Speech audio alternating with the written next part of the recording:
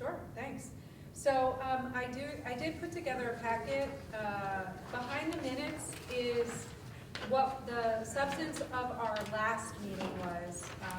There was the committees and student executive boards information. So we, I just realized. we pulled them together, and what I promised the committee was that I would be taking this to our administrative team. Way back in November, I did take it to our administrative team. Somewhere here. Oh, yep, they did disappear. They went somewhere.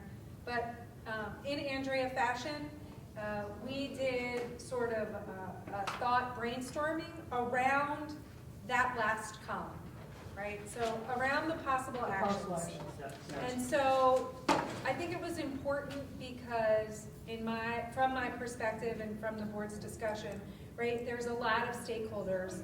When we showed the data, we talked about the perception gap, and I think that was something we were really trying to tweeze out. And so when we were looking at that data, we did a round robin, and I don't know where they went, but they were right there. And then we had them go around in groups and start jotting down questions, thoughts, potential actions. And so, what I heard loud and clear is we spend a lot of time talking, but where does the rubber meet the road, right? And so I pulled those key points, and we came up with next steps to bring back to the group. And so some things, I can show you one product of that discussion here tonight, but here are our thoughts on next steps. And by next steps, some can happen now. Some we would wait until the fall. All right, so as it relates to PBIS, they have since, because it was November, it was a really long time ago, there is a middle level PBIS implementation team that started meeting following our round robin as administrators. That is the connection between K to 5. We get a lot of good feedback from kids related to PBIS, and we have not yet, and I'm frustrated to say it because PBIS has been an action item. What is PBIS? I'm sorry, I'm still learning. Positive Behaviors Intervention. Okay, I should have known. That was one of the things they talked about on this evening. Yep. So, and here's why I think it's important. And, our elementary folks are like, well, we've been doing that for years. Correct. Right.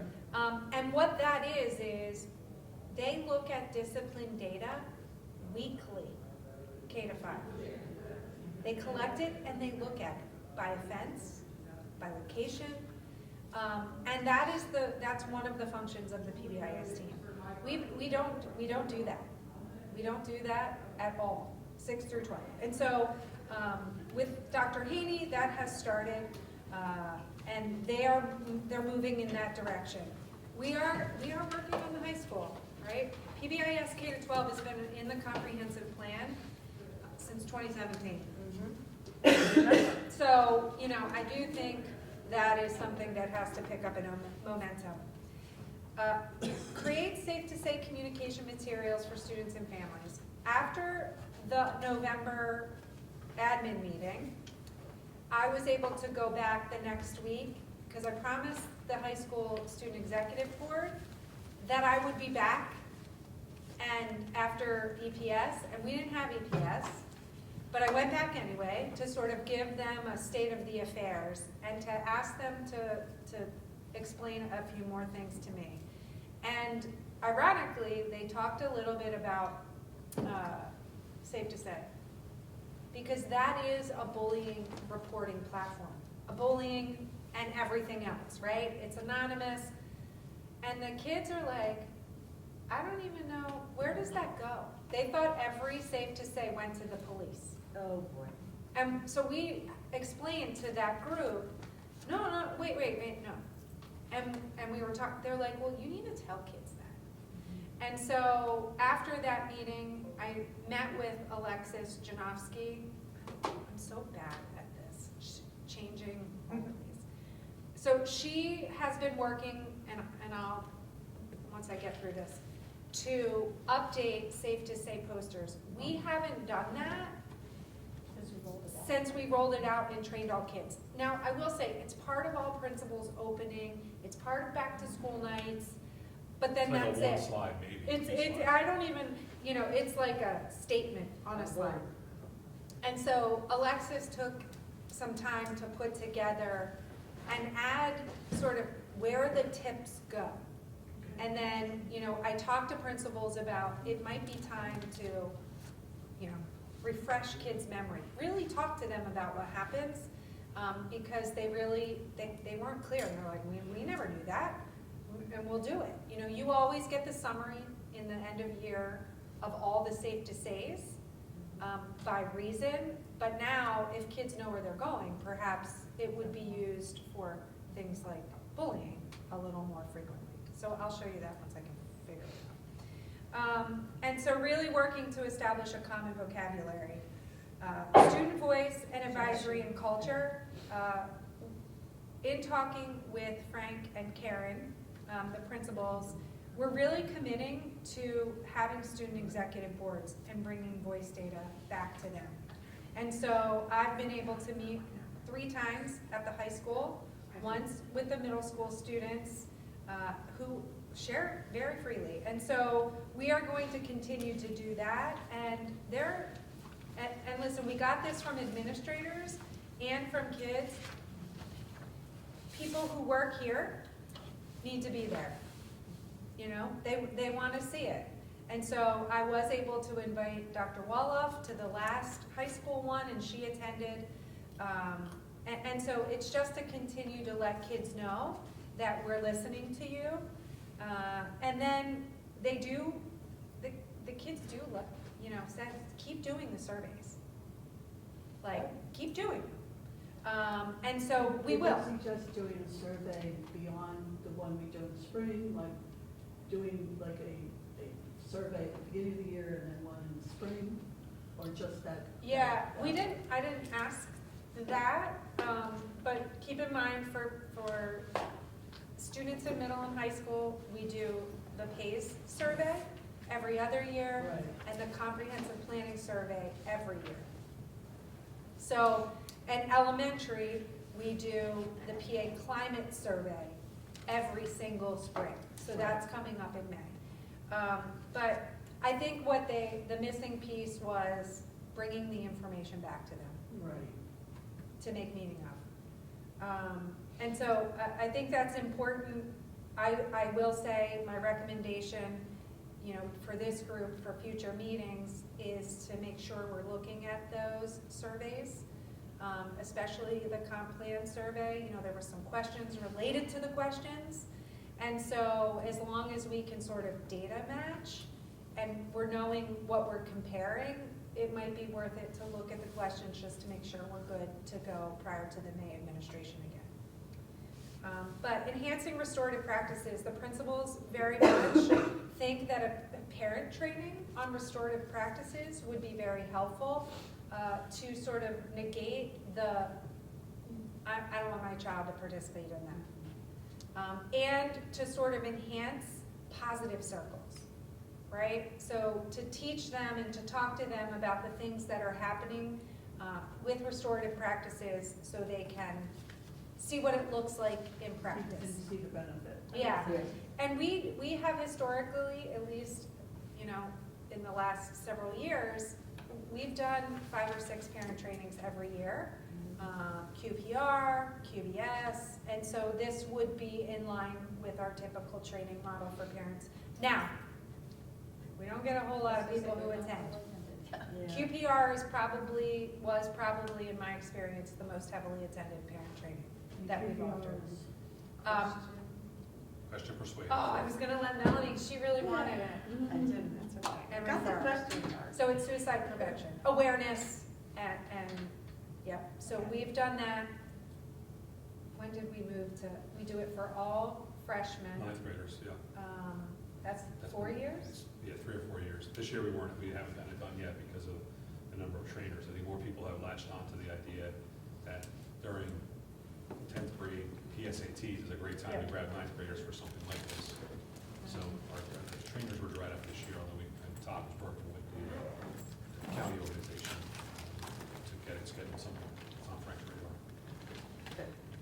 So the one thing that we've talked about in this committee is establishing a training schedule. So we've been able to do exploratory teachers, special area teachers, not all content teachers because of the competing professional development. So we really do need to make sure that we are embedding that practice for all teachers, because we have not done that. And one of the recommendations by the principals was to train coaches. Coaches are go-to for all of our building staff. Instructional coaches. Yeah, and it might be an interesting way, because as they're going in to look at student behavior or relationship concerns, they may be able to offer some supports by having them trained. So bullying task force, which I'm gonna skip over, because I'd like to tease that out a little bit more. But paired with that is to provide the district's discipline data with some level of frequency that this committee would like to see it. I will say, next year with Power School, it'll be a whole lot easier. It's not easy in Skyward. That's just Andrea's 2 cents, but I'm happy to mine it. It doesn't look great out of Skyward, but I can make it manageable, but I can bring it to this committee. Homework and balance, that was something we heard very loudly and in all student executive board groups. And so our recommendation is to explore a homework committee.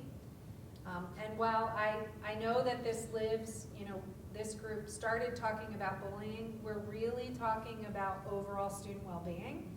When we talk about belonging, and the kids say it is challenging to strike a balance in their life, and they're just inundated with work, and it doesn't offer them time to go to work, to be with their family, to play sports, and so it leaves them stressed and in some cases they said irritable. I think it's worth exploring. We don't necessarily have an official homework policy. There's lots of schools that have criteria around the volume and minutes.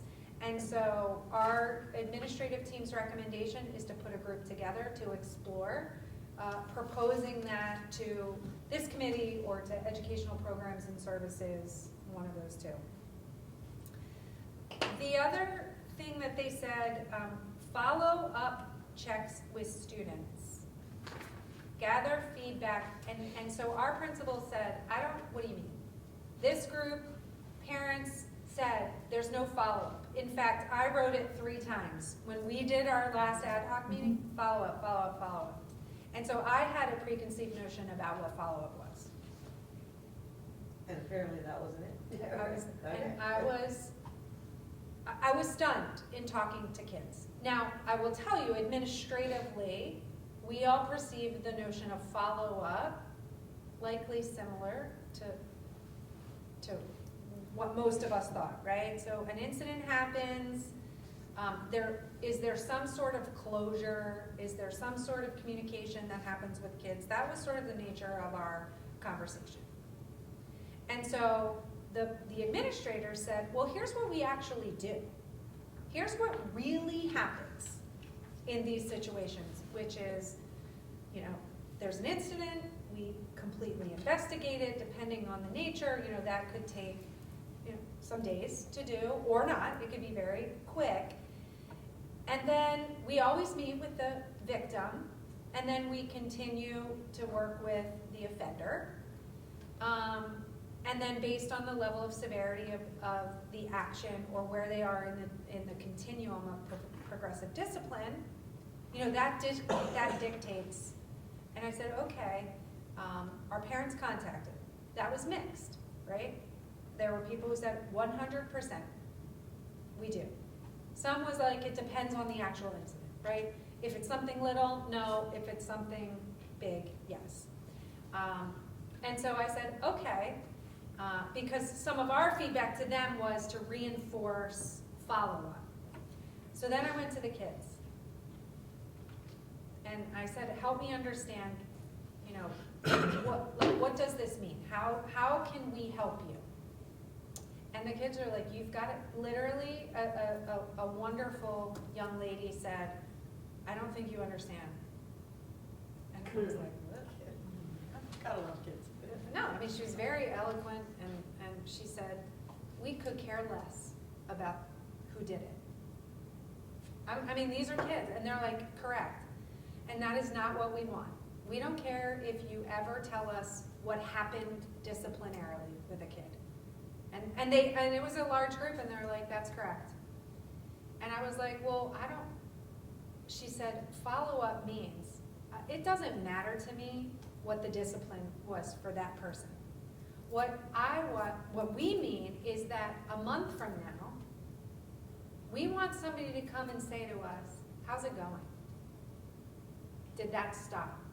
Are you okay? Wow, that's. And I mean, look, I have goosebumps just Wow. thinking about it, and I was like, Oh. what?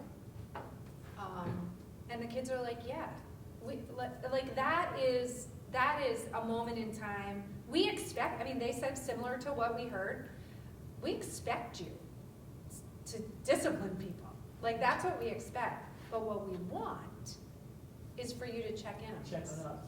Wow. And I'm like, okay. Because, what they shared with us and was essentially, that shows us you really care. You didn't just forget about it after the discipline was over. Right, we're not just another referral. Right. Like, you really want to know that behavior stopped. And, and I can't say we do that. And so I do think that that's where, I'm not sure that what we heard from, then community members of the time, I'm not sure that matches what your follow-up definition is, but that's what kids' follow-up definition is. And that's a small sample of kids that meet in that group. And so, but I thought it was really profound, that recommendation, and I do think that it's a wise one, because I do think it shows a commitment of our staff that if you really do care, then you're not gonna be done. You're gonna make sure I'm still okay. And so that is how they defined follow-up in that particular group. And so other items, if you were here for EPS, they want to talk a lot about engaging academic options for them. And they will, I shared way back, they tell you that if high school is more engaging and they're interested in their content, that is the number one thing that you can do to help the climate and culture of the building. And so, they will continue to beat that drum, and I think as we continue to design courses that are engaging, they are struggling with the master schedule. Idle minds, they really don't like it. And parents have reported similarly that it's been a challenge. And so, Frank talked about why did the master schedule get tweaked to a straight 4x4, although it's still AB. That was one step closer if we do ever explore the master schedule at the high school. It just, from a scheduling perspective, because we were a straight 4x4, and now our schedule looks like a straight 4x4 if we ever transitioned back to something like that. And the kids also say in class, when the teacher is talking to you for 77 or 82 minutes, your mind is not, it could very well be on being not friendly or engaged in something that you shouldn't be doing. And so we talked a lot about professional development for secondary teachers in order to design engaging instruction. And so those were the administrative recommendations that we said we would bring back in November. As I mentioned, some things are underway. Let me show you. I just want to show you because I can never figure out how to show a PDF. What do you mean? On,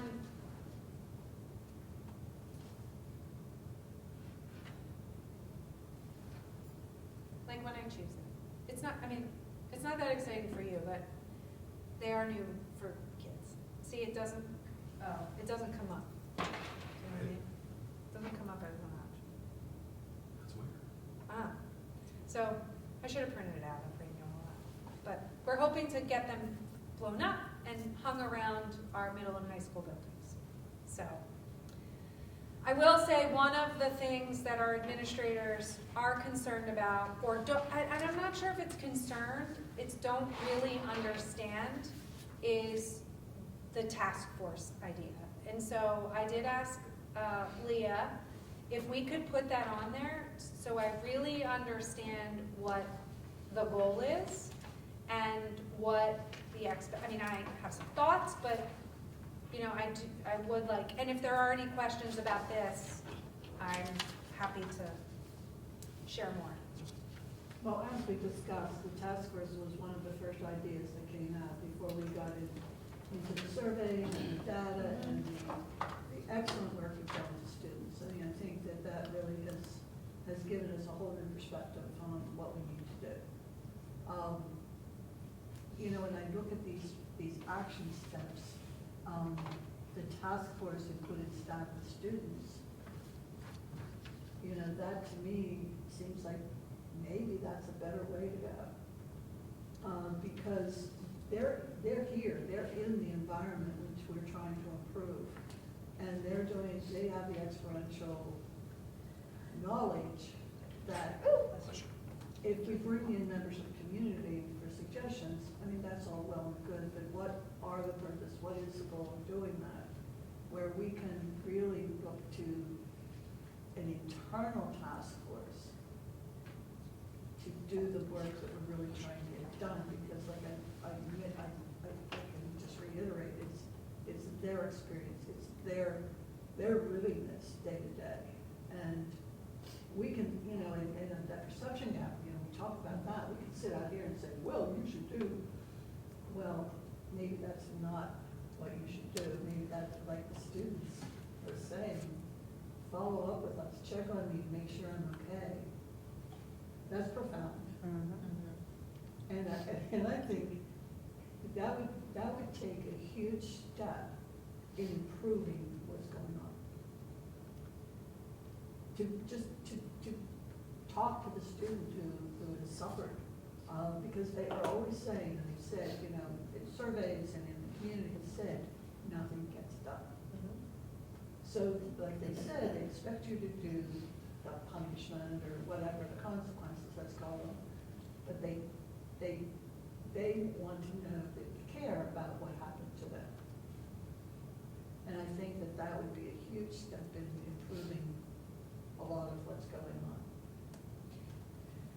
It's safe to say, I think I was in the building for graduation back in June, I saw those signs. It's like, you see these signs, like what are these signs doing here? Like, and clearly they weren't doing what you wanted them to do.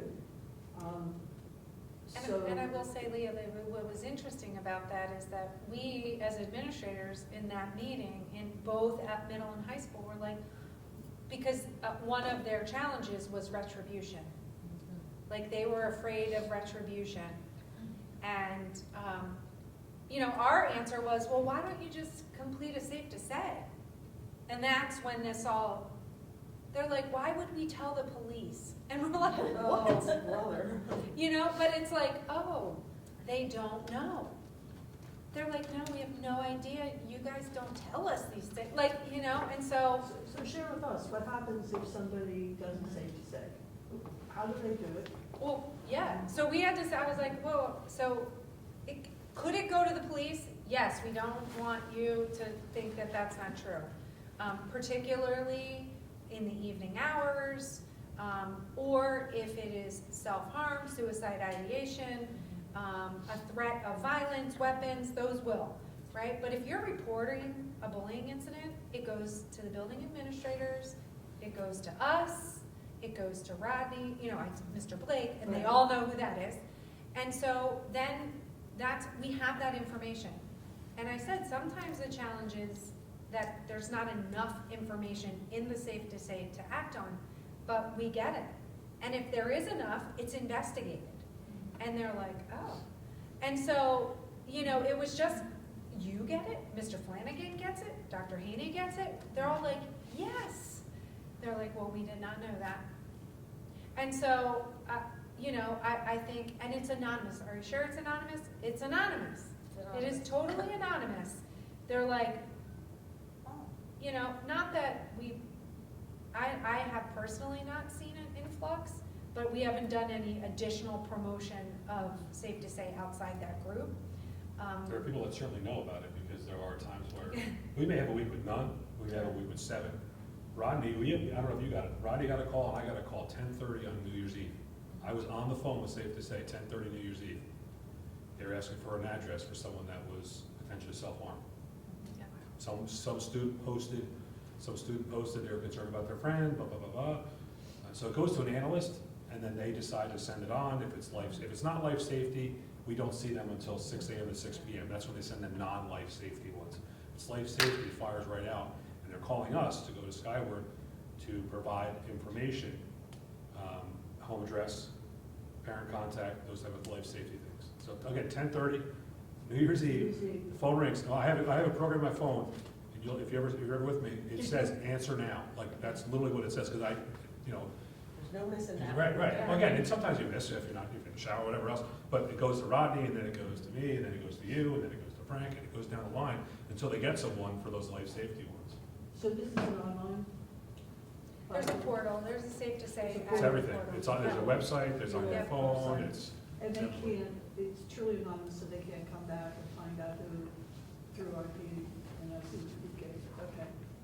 No. It's run by the PA State General, Yeah. Attorney General. Attorney General's office, Yeah, it's yeah. a couple of years ago. Actually, I wasn't even here when they launched it, because I remember you probably did the same thing. We did. I was doing the training Yeah. with kids. The first year was mandated training. They gave you a slide deck, they gave you the whole thing, and then it's kind of fallen off over time, where we just assumed. And how long has it been in place? I've been here, I'm in my 7th year here, so 2017? yeah, I was gonna say, it's gotta Around be 2017? 8, Yeah, 9, 10 okay. years. Yeah. And I just think we took for granted, and we didn't tell kids really about it. So now we're being very intentional. I mean, it's on our website, it's everywhere, but, We have to know to look there to find it. well, and I don't think we ever said, here's how that works. And so, I think there was some assurance, because because I shared in the data, they don't report it. They see it, but they don't report it, because they're afraid of retaliation. And so that's how that whole conversation kicked up, and I'm like, oh, okay. But I do wonder, and I don't know if it's a task force, if it's here, and that's why I want to be clear, because, this data does reveal some possibilities, right? And some considerations for this group. Next month, I'd like to share with this committee the preliminary pays data. And I think, and I think when you look at the comprehensive plan data and the pays data and our discussions, we're gonna see a lot of correlation, right? So, that is a different platform, and it talks about all types of risk factors and student experiences. But I very much want to tie it back to the work of this committee. And is bullying in that? It sure is. So as much as we hear that from kids, I do think they're still reporting it as bullying on those types of surveys. And they're reporting it at, rates high enough that we would still say, yeah, this is an issue, right? We've got to do stuff. So, and then what I think about it is this group really the task force, or is it a separate task force? If we're looking at discipline data, we can make recommendations, Liz, you've shared some things, presenters. Are we exploring bullying prevention programs. Like, is that the, is that what we foresee as beneficial? Because, I have lots of information to share, but is that the hope? Was that the hope for the task force, or is that the hope for the committee? Liz Page, you want to weigh in on, I know you're new, but you've sat through a lot of I meetings. think that this is like really multifaceted, and I think that all of those components have the solution, but they have to work together. It's the machine, right?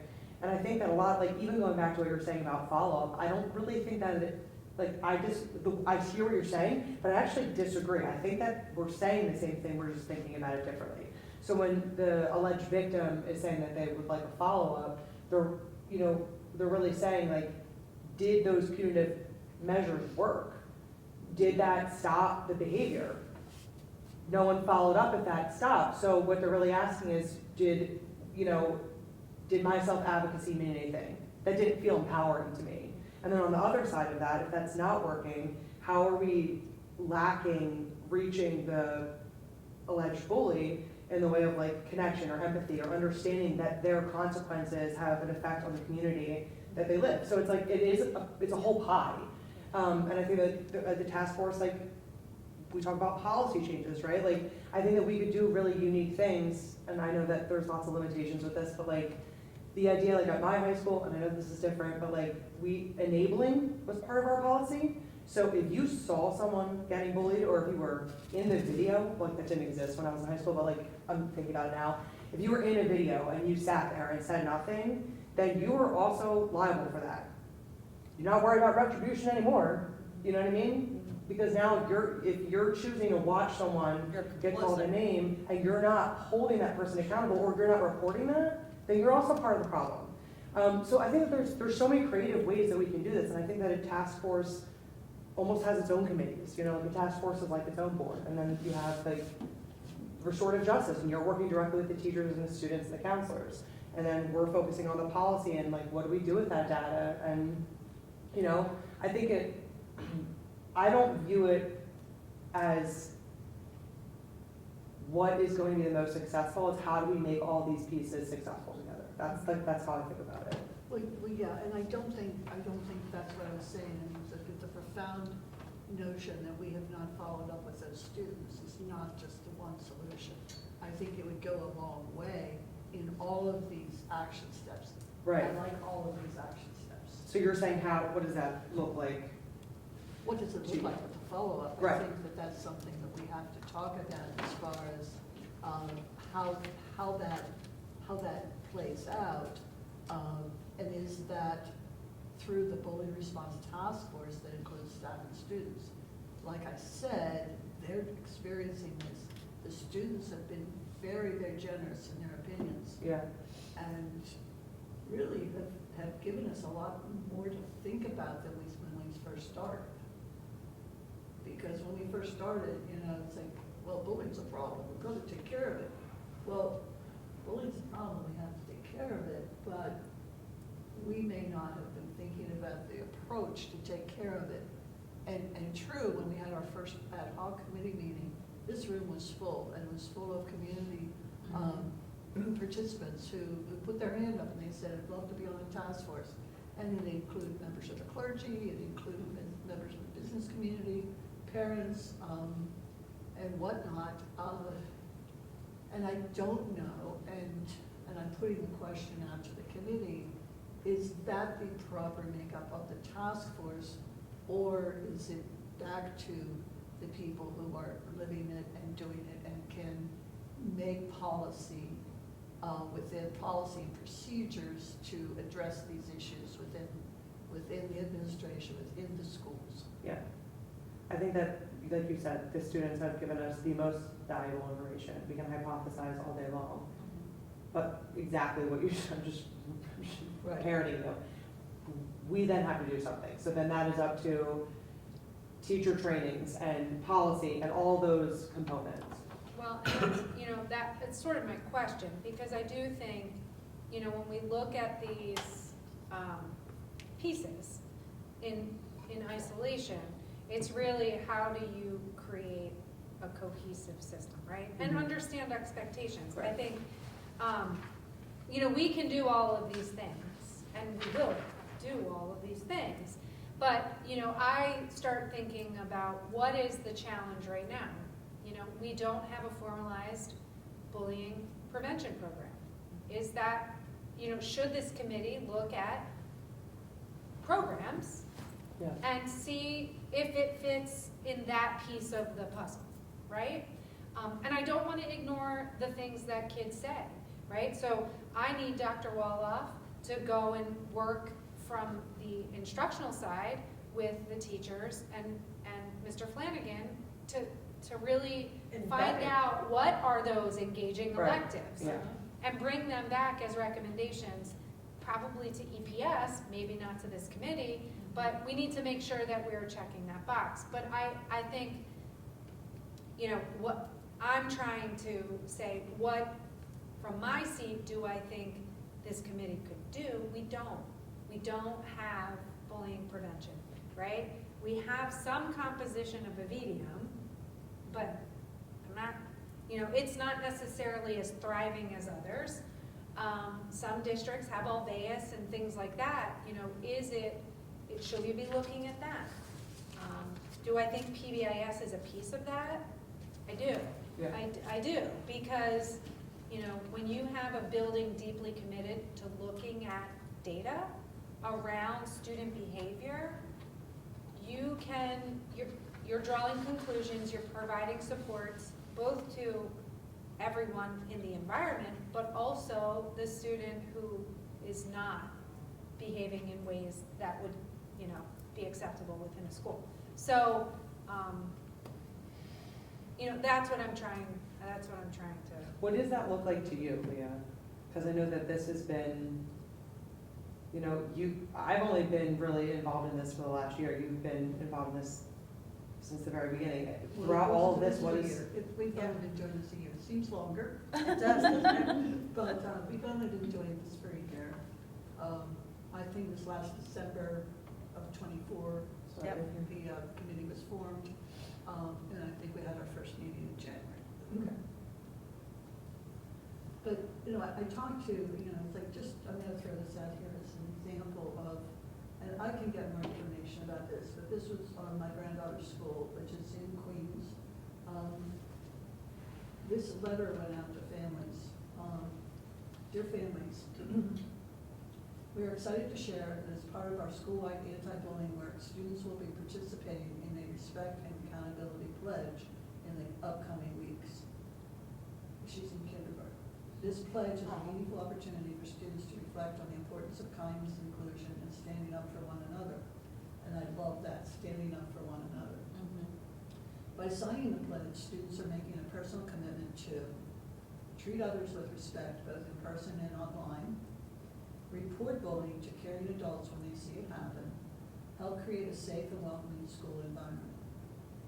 That's all asking the students to do that. We encourage you to talk to your student about the pledge. Your support at home reinforces the message we're building together at school, that kindness and courage make a difference. If you have any questions about the pledge or bullying, please reach out to our, and you'll love this one because we never can have enough people to do the work that we need, to our Respect for All liaison, Ms. Garger, and her email is there. Thank you for partnering with us to create a more respectful and inclusive school community. Warmly, the administration. And then they give several ways for families to report bullying. For a complaint online, go to schools.newyorkcity.gov//safety, the anti-hate hotline, call the P311 bullying support line and email respectforall@schools.nyc.gov. So this is a New York City initiative. Want to talk to someone outside of school, call or text 988 anytime for mental health support.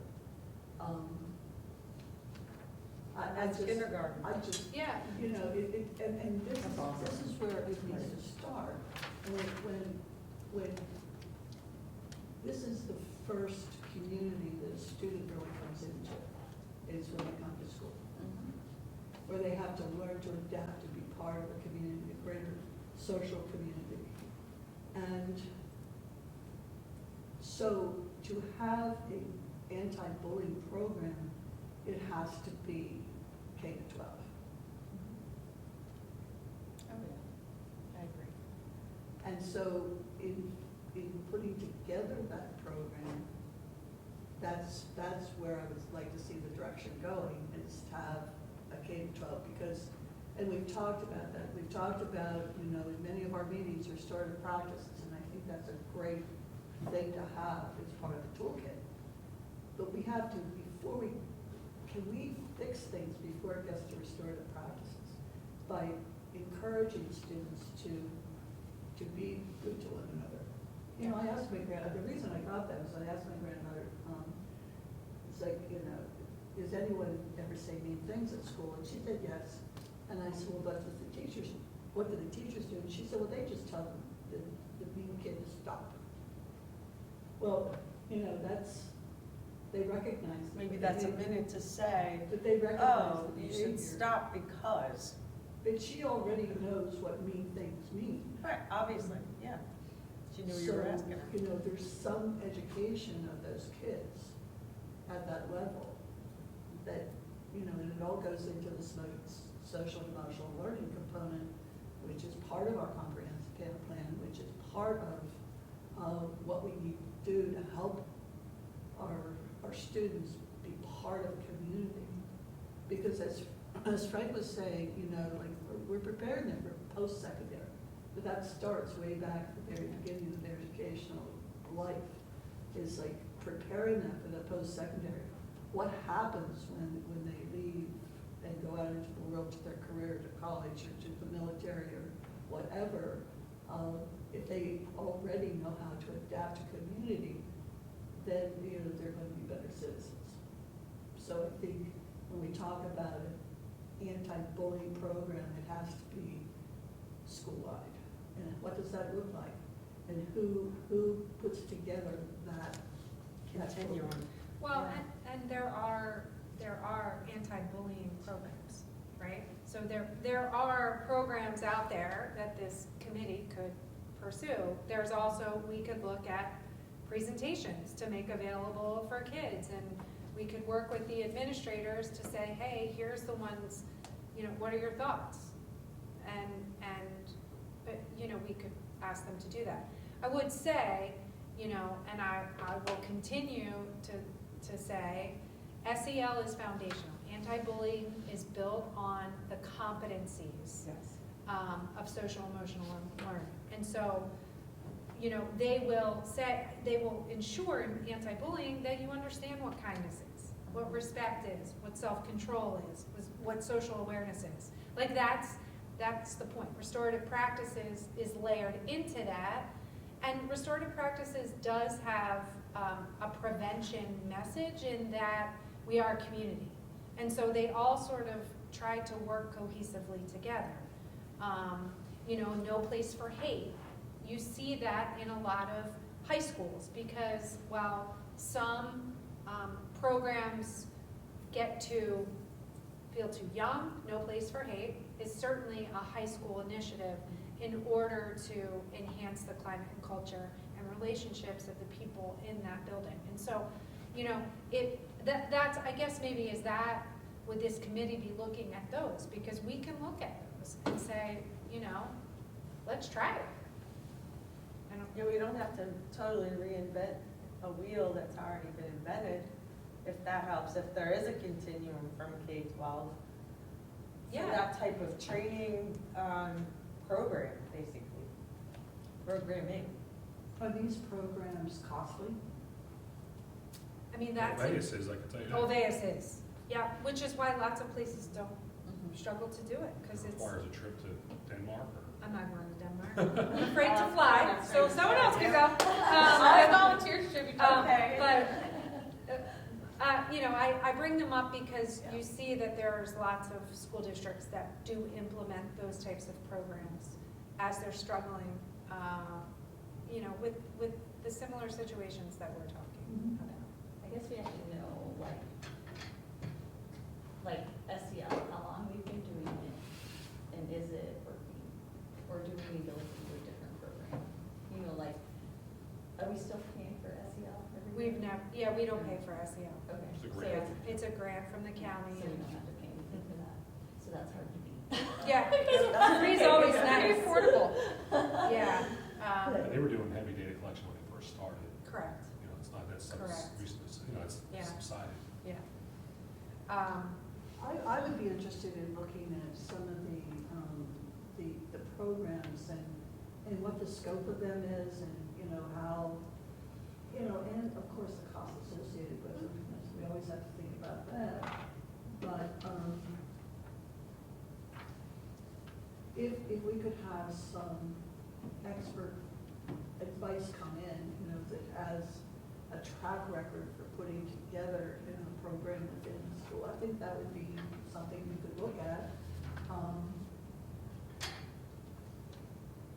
And maybe just by looking at those programs, then we could say, well, you know what, we have the talent here that could develop the program. And that may or may not be the Yeah. case, but. Yeah, I mean, we can look at the features of the program and, Maybe the counselors. yeah, our student assistance team members, our counselors. I will say, I circle back because some of the struggle is this perception gap between teachers and students too. I had a meeting at 4:00 today where I try to continue to show leaders, teacher leaders, what kids are saying. And there is a gap between the environment that they perceive and the environment that kids perceive. And so, there's this balance because I'm not suggesting teachers aren't great. That's not what I'm suggesting, but that's not what kids report. And so how do we narrow that perception gap? And when I show you the PACE data, you're gonna be like, So maybe one of the, because I know that we've been criticized for not doing anything, that we have this committee and we're not doing anything. And I think we've done a lot. I think we've done a lot to put together, the data you have done a phenomenal job of going to the students and getting that information, because I think that is really important. That in Well- itself is a step. Right. well, and Right. one recommendation was a student voice summit. Yeah. Now, I do not feel qualified to lead a summit like that. And I don't want to say qualified, but I do think somebody, like third party, impartial, who navigates those types of discussions would, I do think kids would tell everyone, or a community summit. Something like that is on the docket. We talked about getting Yeah. the work that we sometimes send students to. We Mhm. can do that here Yep. with Quakertown, Pottsgrove, with Yep. some other kids to get that same synergy with those experiences that Yeah. some kids get through, down at Abington or Yeah. with Yeah. the vendors that we have. Kind of just building off of this, and I don't know, I'm on all the mom groups, for better or for worse. For worse, for sure. But Parents for Inclusion is actually holding an event at Java coming up about this very issue, about not feeling heard or represented, and about wanting to support advocacy in the community. And I don't necessarily think that it's not worded negatively. This is exactly what it says. Are you the parent of a marginalized student? Do you need help advocating for your child at Upper Burke? Questions about 504 IEP process, looking for support and speaking up at school board meetings? We want to hear from you. Meet us here. This is going to be like an ongoing thing that we have, but this is our first meeting. Right, so, who just said it? Melanie. We might not have to reinvent the wheel, and I don't necessarily think that they're doing this because they don't believe in us, but because maybe, whatever. What community partnerships can we create that would be free, the parents of these students, and that they're already building on these things, So like, I'd be happy to reach out to Christina and say, hey, like, is there a way, I wouldn't do that unless like, that would be something that we would be comfortable having, and if like, I don't know how we would go about doing that as a board, Yeah. but there, yeah, I don't know what your thoughts are about that. Yeah, I mean, I think that's, we've talked internally about how do we have those types of forums. Right, and that's kind of what you were saying, that's what made me Yeah, think about and it. that's because we want to hear you, right? I think sometimes the struggle is how do we take all that input? Well, because and it's a make lot it of have- personal experience, it's anecdotal. Yeah. So you're Yeah. like, we hear you, but, And- it's like the next step. And how does that translate into Action. action? Exactly. And that's, I always am fearful, and this is like, I want to, I'm gonna say fix it. I want to do something to make it better, and those types, we might hear a lot. Right. And how do we consume that from our seats with what we can do Exactly. and do it? Like, that's my challenge, and, that's why I said, like, sometimes they bring someone else in to collect and synthesize what they hear, and then we can, navigate that. But, And I like that, and I understand the reticence of the parents for inclusion group to come, because they will say we aren't doing anything. And one of the things, I mean, we have heard all the anecdotes, we know what's happened. So I don't think at this point anecdotes really help us. I think what we need is action. Yeah. And how can we address, so that the anecdotes don't continue to escalate or whatever. So I would think that if we could look at some third-party programs, even if it's just developing a focus group kind of thing and coming up with, whatever. Whatever you know better what's out there than I do. I would recommend, and the committee can agree or disagree with me, that you go ahead and have a bullying response task force created with students and staff, because that, I think, will help with that perception gap. Yeah. Because hearing it directly from the students, I think, is going to help the staff understand that it really is existing. That perception gap is like, well, we don't see it, or it's not that bad, or whatever their responses are. If they hear those things from students, because you yourself said, and you heard that students say, I mean, follow-up, it does give you goosebumps. So I would recommend that bullying response task force, that's a good place to start. And maybe out of that, we could find out if they would be open to having a third-party program come in okay. and do some work. And the uptick in the safe to say, I think that that's something that can happen right away, that they understand what Can you do a I podcast? can. I'm like, can you do a podcast? We just had Rodney on the last, came out today.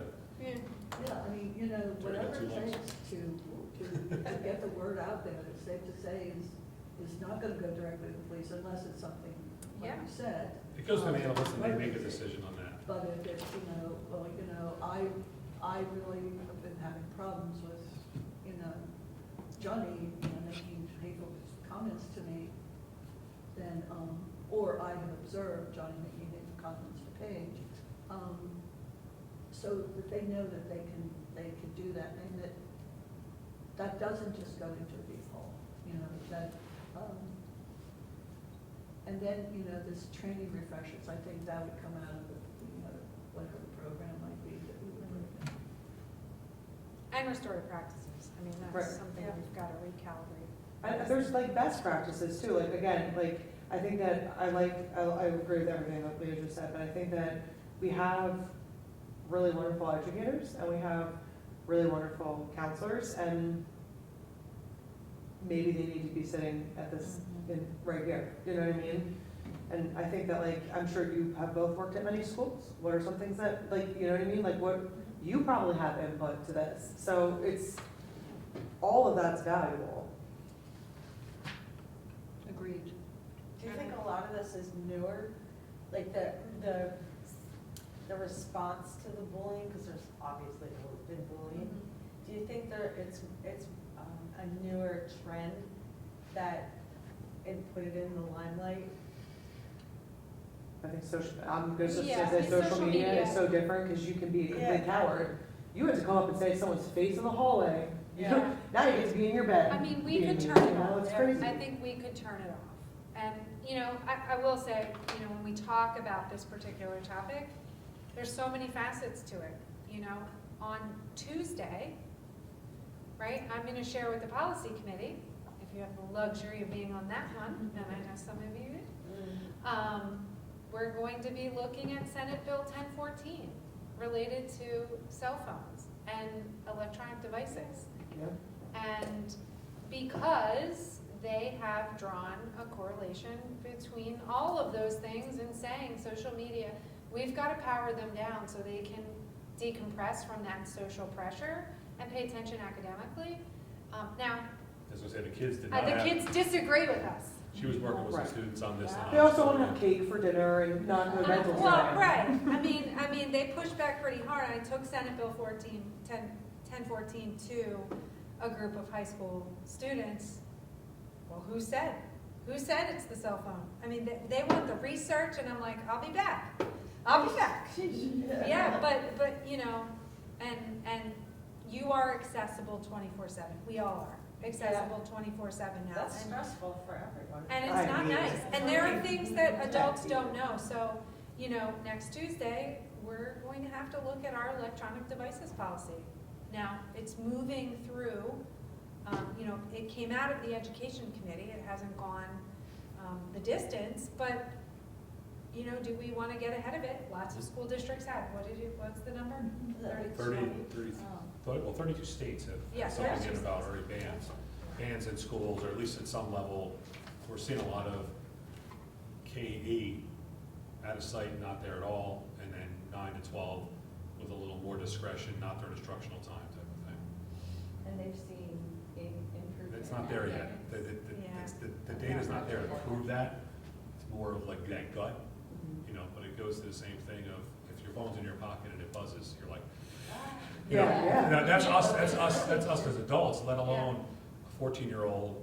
Can't control themselves anyway. Right. And their nervous systems have been wired that way, which is like Yeah, it's insane to think about. Like they don't even know a time where that didn't When it exist. wasn't like But that. to Yeah. your point, if you're not on this, then the only way you're gonna have that negative interaction is gonna be like this. Yeah. And there are adults monitoring that.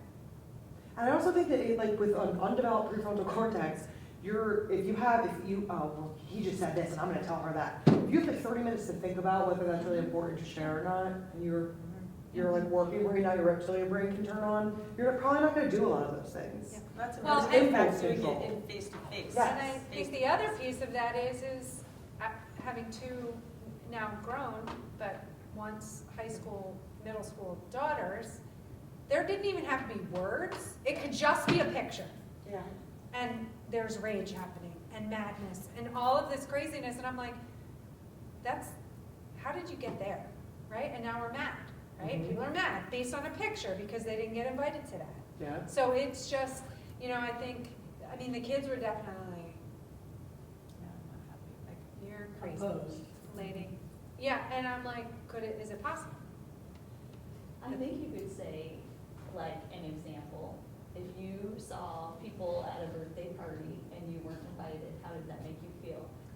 Or I tell my kids, like, everyone wants to be on their electronics or gaming, Mhm. but I'm like, you're not gonna look back and say, man, I wish I would have gamed more when I was Yeah. younger. Yeah. I wish I would have Yeah. had meaningful interaction, Yeah. went outside and With played people. with my friend, or like, Yeah, yeah. you know. So, But I you don't know, think they see it, like, They you know, don't, yeah. You have to give them examples. but I guarantee they've all felt it. Oh, yeah. And that's the piece, Definitely. you know, I promise and I'm gonna go to other English classes, because some other English teachers are like, we heard you were, they're like, come on in, talk to the kids about it, because I think the teachers see it as perhaps an academic interruption, but also a social interruption. And so, that's a piece of this pie too. And there's so many facets to the There's way so many kids connect facets, these and, days that, if we move in that direction with a policy, then we're talking about true social interactions that might be observable to people. Yeah. At least within school hours. Like, I don't know, like, it's, like, even, like, so much bullying happens through Snapchat, which like Correct. disappears, and that's insane, that whole Yeah. thing is insane.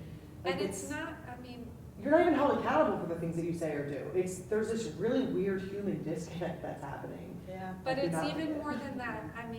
My kids used to rattle off other social platforms. I've never even heard of them.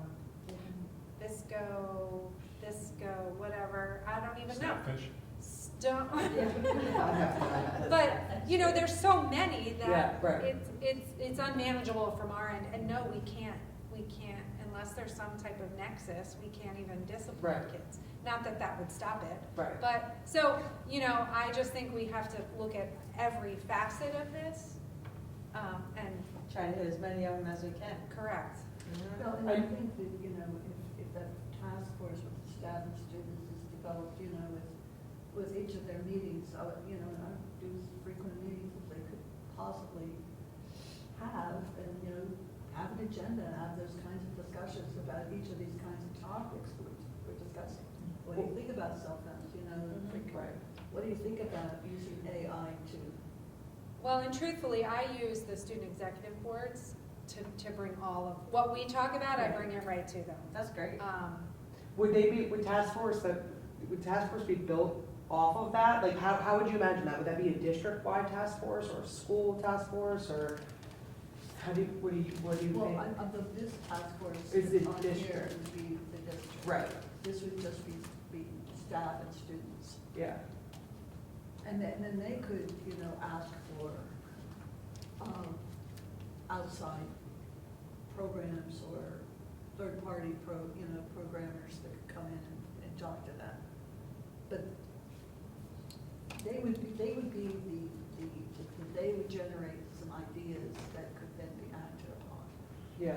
It would be interesting to see teachers take turns rotating through that That's task a really force. good, that was a really good idea. Because to your earlier point, the disconnect between the students and the teachers, and the students have really valid points, and the teachers, I think, really deep down feel like they're meeting the needs of students and doing their best, but there is a disconnect there. So to have the teachers rotate through, even if it was 2 at a time, to hear what the students are saying, lived Yeah. experience, you can't deny people's lived experience. Right, So right. when you hear it, it's eye-opening, And that's, I approach my conversations like I had at 4:00 today with curriculum leaders, it's their teacher leaders. And it's a delicate process, because I'm in a situation where I'm trying to share and communicate and not be offensive Yeah. and not judgmental, but to increase awareness and urgency and understanding of kids. And,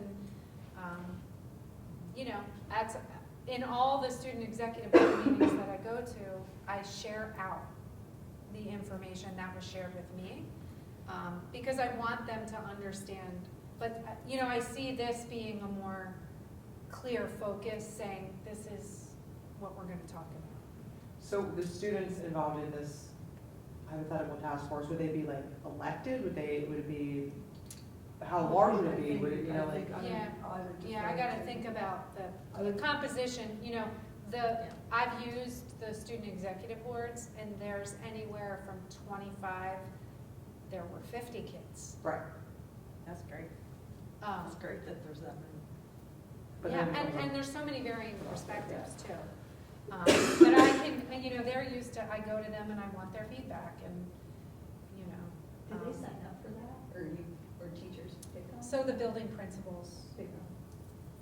Yeah. I'd be- Now, this last high school meeting, there was a group of kids who were really struggling, who the teachers like, these kids need to come and have a voice at this. So Yeah, they that's right. joined the group, which made it even larger, which is fine, I'm fine with that. But, you know, I think you're still always getting a fraction of the opinions in the building, but it's good. It's just what I know is that the commitment has to be to continue to share back with them. Yeah. Because So that's how it all works. So they say, and not have FCS be the priority of every conversation.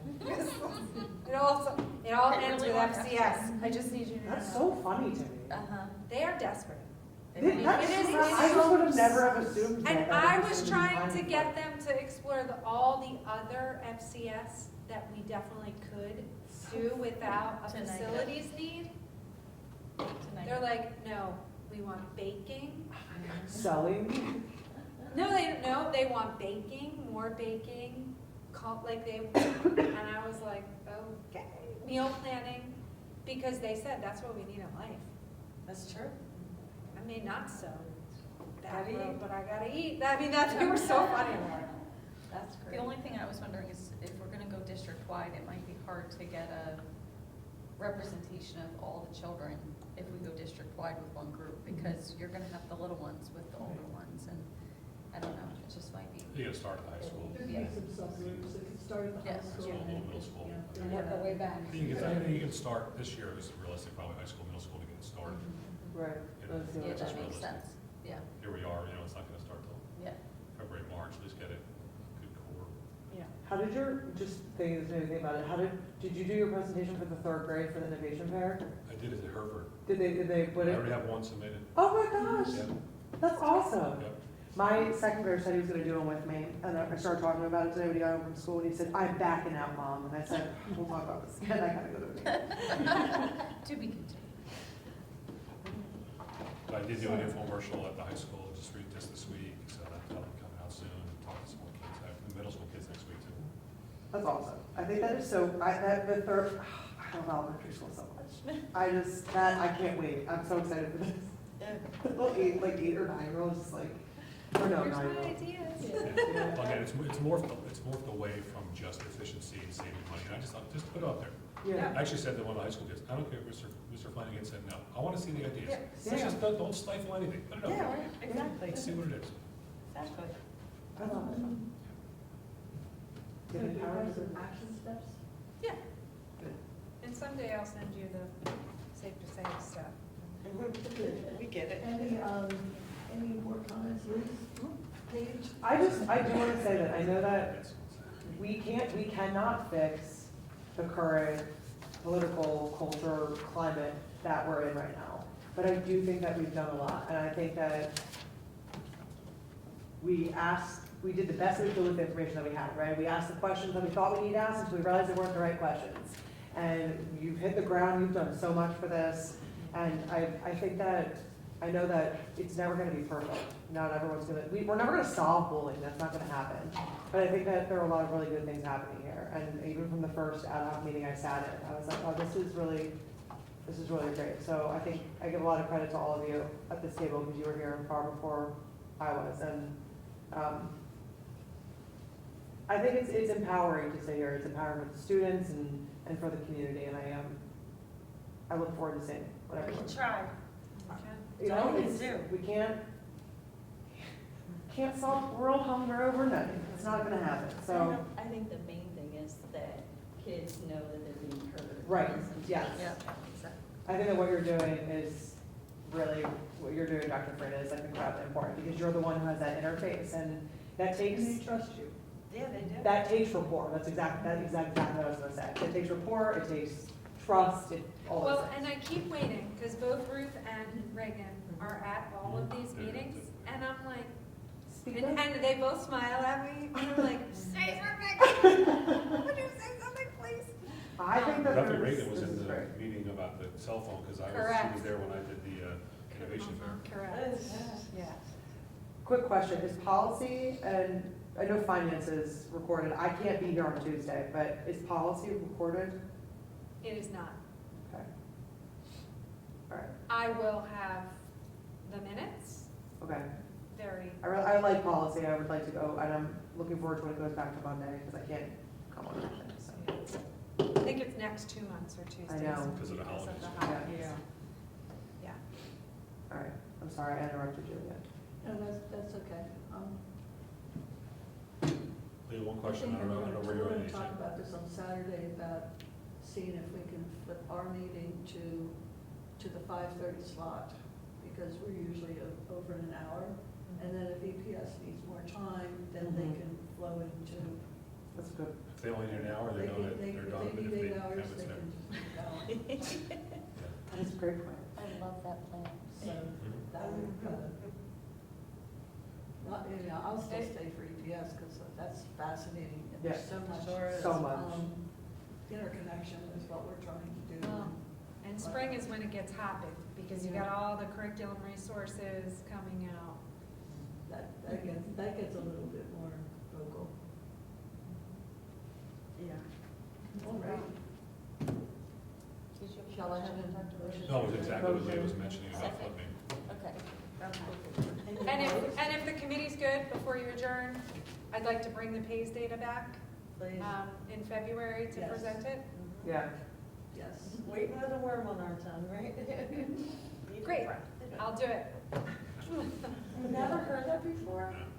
You Oh. typed that, I go, what did she type out? You know, I thought about it when I did that. So I have some sayings, but Georgia was like, oh my God, did you just say that? I told him I was waiting with a worm on my tongue about something the other day in an email, and I didn't think I've about not it. heard that either. Bated breath. I have a lot of. Like it's a play on words, because it's not BAITED, but it is in the pill. All right, never mind. This is I'm a recorded. nerd, This is okay? being recorded. Listen, I don't get any of them, and I never use them, I And just. the proper term is bated breath, BATED. I'm an English. All right, adjourn. Motion, sorry, adjourn. Sorry. I can't believe you didn't get that. I'm like, oh my God. I just. Good night, everybody. And yet I have a customer who constantly, when he's from Goodrich Aerospace, so it's not a little customer, it's a big one.